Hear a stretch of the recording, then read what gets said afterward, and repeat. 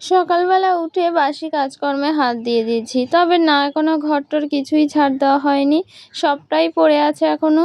সবে বিছানাটা গোছাতে এসেছি। তো সকালবেলা চা করে নিয়েছি, চা খাওয়া হয়ে গেছে সবার।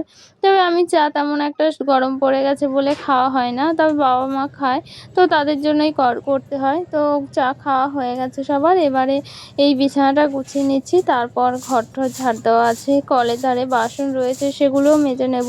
তো কিছুই এখনও করা হয়নি। তো বিছানাটা ঝেড়ে পুঁতে একদম পরিষ্কার করে নিয়েছি, আর দেখো একদম পরিপাটি করে গুছিয়ে রেখেছি। এবার ঘরটরগুলো ঝাড় দেব। হ্যালো বন্ধুরা, গুড মর্নিং। কেমন আছো তোমরা সবাই? আশা করি তোমরা সবাই খুব ভালো আছো, সুস্থ আছো। আমার চ্যানেলে নতুন আরও একটা ভিডিওতে তোমাদের জানাই অনেক অনেক স্বাগত আর ভালোবাসা। ঘড়িতে এখন বেজে গিয়েছে প্রায় 6:30। তো এখন থেকেই তো আমি আমার ব্লগটা স্টার্ট করে দিয়েছি। তো তোমরা পুরো ভিডিওটা দেখো, তোমাদের আশা করি ভালোই লাগবে। চলো সাথে থাকো। তো এবার আমাদের ঘরটা ঝাড় দিয়ে বাবা মার ঘরটাও ঝাড় দিয়ে নিয়েছে, আর আমাদের তো একই সাথে ঘর, তোমরা দেখতেই পাচ্ছ। তো কি বলো তো, ছোট ঘর, জিনিসপত্র এদিক ওদিক থাকে, তো সব কিছুর মধ্যেই ধুলোধালা পড়ে। তারপর সেগুলো সরিয়ে সরিয়ে একটু ঝাড় না দিলে তো এদিক ওদিক অনেক নোংরা থাকে। তো যাই হোক, সেগুলো সরিয়ে সরিয়ে একটু ঝাড় দিয়ে নিচ্ছি।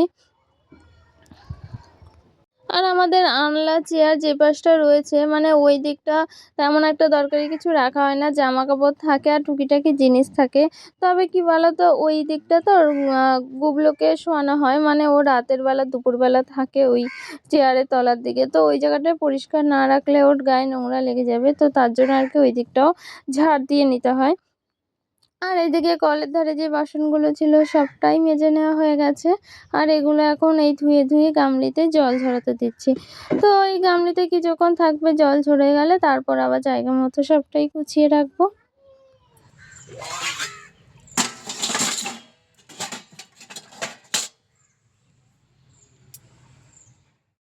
তো কলের ধারে বাসনগুলো মাজা হয়ে গেছে, তো এঁটো কাটা এখানে তো অনেক পড়ে থাকে, আর আমাদের কলের ধারেই, মানে এখানেই সব কাজকর্ম করতে হয়, কিছু ধোয়াধুয়ি স্নান করা সবটাই হয়। তো তার জন্য এই এঁটো কাটাগুলো ঝাড় দিয়ে নিচ্ছি, জল দিয়ে ধুয়ে দিচ্ছি, তো তাতে পরিষ্কার থাকবে আর অন্য কাজকর্ম করতে গেলে কোনো অসুবিধা হবে না। আর আমার সকালের বাসি কাজকর্ম প্রায় হয়ে গেছে। তো এবার সকালের রান্না আছে, তো সকালে কিছু রান্না করব। আর তোমরা দেখেছিলে বাজারে গিয়েছিলাম, তো মাছটা জানা আছে, তাই এখন আর মাছ নেব না, মানে এখান থেকে গেটের থেকে আর মাছ দাদা থেকে নেব না, মাছ রয়েছে। আর এদিকে দেখো বেলের শরবত করা হয়েছিল। তো এই শরবতটা কালকে রাত্রির বেলা করা হয়েছিল, তো সকালে সবাই খেয়েছে, আর এখন আমি কিছুটা খেয়ে নেব। আর আমার বেলের শরবত খেতে কিন্তু বেশ ভালো লাগে, প্রায় মিষ্টি মিষ্টি করে বানানো হয়, খুব ভালো লাগে খেতে। আর এইদিকে দেখো সকালবেলা ডিম ভাজা করেছি, মানে পান্তা ভাত ছিল, তো সেটাই খাওয়ার জন্য ডিম ভাজা করেছি। আর এদিকে একটু পেঁয়াজ লঙ্কা টমেটো এই সব কিছু দিয়ে কিছুটা পান্তা ভাত ভাজা করেছি। কিন্তু আমার এই ভাতটা ভাজা খেতে কিন্তু বেশ ভালো লাগে। তো এই যে ভাতটা গরম গরমই খেয়ে নিচ্ছি, কারণ ঠান্ডা হয়ে গেলে এই ভাতটা আর ভালো লাগে না। তো আমার এখনও স্নান পুজো তো কিছুই হয়নি, তো এই ভাতটা খেয়ে এগুলো সবই করে নেব। তো সবটাই তো তোমাদের সাথে শেয়ার করব, তোমরা পুরো ভিডিওটা দেখতে থাকো।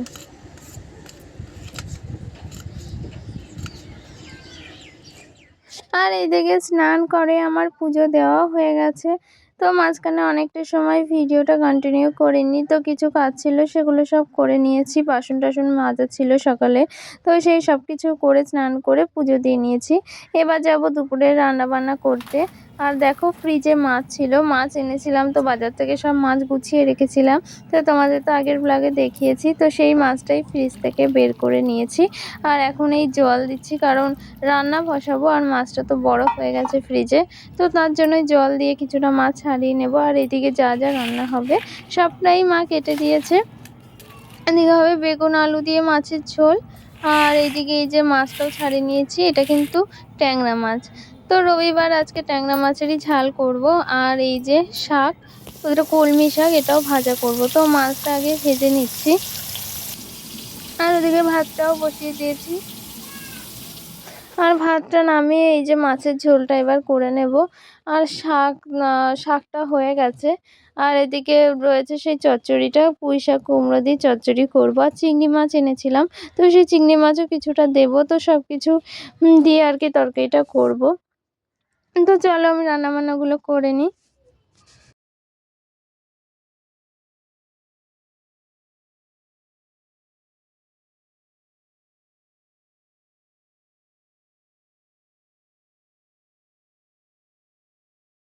তো সবজিটা কষিয়ে এবারে জল দিয়ে দিয়েছি।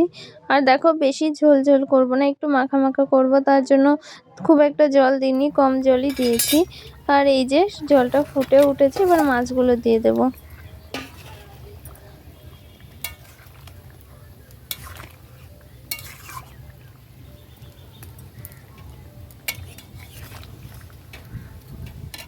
মাছ তরকারিটা আমার হয়ে গেছে, এদিকে কড়াই ধুয়ে নিয়ে বসিয়ে দিয়েছি। আর এই যে সেই তরকারিটা, সবজিগুলো যে কেটে রেখেছিলাম, তবে এটা তো নিরামিষ তরকারি না। এর আগের দিন এই কুমড়ো ডাঁটা, আলু এই সব কিছু দিয়ে একটা নিরামিষ তরকারি করেছিলাম, তবে আজকে পুঁই শাক দিয়ে করছি। আর পুঁই শাক নিরামিষের মধ্যে খাওয়া হয় না, মানে আমাদের বাড়ি হয় না, অনেকে খায় নিরামিষ মনে করে খায় পুঁই শাক। তো যাই হোক, এটা আমিষ তরকারি হচ্ছে চিংড়ি মাছ দিয়ে। তো চলো এই তরকারিটা করে নিই। আর এই তরকারিটা করলে কিন্তু আমার রান্নাবান্নাগুলো সবটাই হয়ে যাবে। তো ভিডিওর এই অবধি এসে তোমাদের একটা কথাই বলতে চাই, তোমরা যারা আমার এই ভিডিওটা দেখছো, তো আমার এই ছোট্ট ব্লগটা তোমাদের কেমন লাগছে প্লিজ কমেন্টে জানিও। যদি ভালো লাগে একটা লাইক করো, কমেন্ট করো, আর আমার চ্যানেলটিকে সাবস্ক্রাইব করে আমার পাশে থেকো।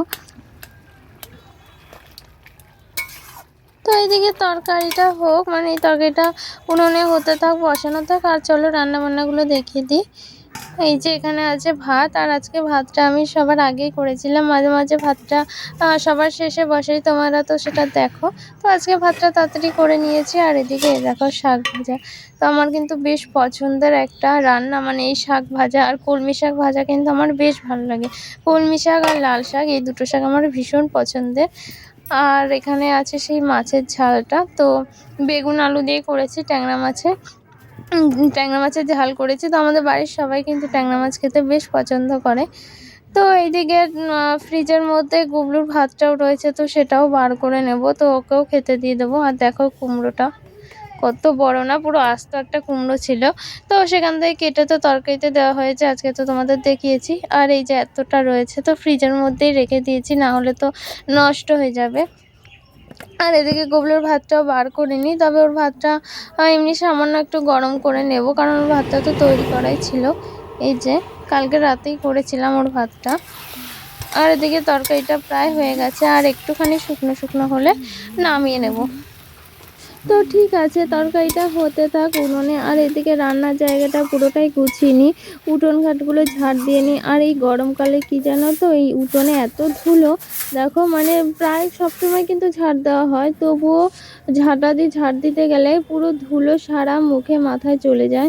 তো কি বলো তো, এই ঝাড় দিয়ে নিয়ে পুরো জল ছিটিয়ে দিয়েছি উঠোনে, একদম জল জল করে দিয়েছি, তাতে ধুলোগুলো বসে যায়, তো খুব ধুলো হয়। আর এই উনুনের সামনে এত ধুলো হলে তো রান্না বান্নাগুলোতেও ধুলো পড়ে। তো যাই হোক, পুরোটা জল ছিটিয়ে ভিজে দিয়েছি, কিন্তু এত রোদ, তো জল একটুখানির মধ্যেই শুকিয়ে গিয়েছিল। তো এইদিকে তরকারিটা উনুনে রয়েছে, কারণ জলটা পুরো শুকনো শুকনো করে নামিয়েছিলাম, শুকনো করে করেছিলাম তরকারিটা। আর আমি টাইম করে জলও এনে নিয়েছি। তো যাই হোক, রবিবারের দিনটা তো আমি এভাবেই কাটিয়েছি। তো তোমাদের ভিডিওটা কেমন লাগলো প্লিজ কমেন্টে জানিয়ে। দেখা হচ্ছে নতুন কোনো ভিডিও।